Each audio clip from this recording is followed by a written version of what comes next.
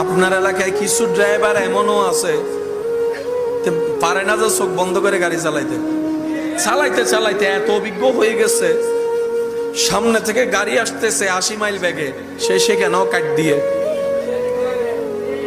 আর সে জায়গায় আমাদের মতো নতুন ড্রাইভারকে দিলে যাবো কি যাব না, যাবো কি যাব না, যাবো কি যাব না। কথা বলেন, কথা বলেন। যারা ড্রাইভিং করে, যারা মোটামুটি গাড়ি চালায়, তারা আমার চাইতে ভালো জানে ওভারটেকিং এর বিষয়টা সেকেন্ডের ভিতরে সিদ্ধান্ত নিতে হয়। যারা ড্রাইভিং করেন একটু আওয়াজ দেন না রে ভাই। আপনি কি ওভারটেকিং করবেন নাকি করবেন না, সেটা সেকেন্ডের ভিতরে আপনাকে চোখ দিয়ে ম্যাপ করে ফেলতে হবে।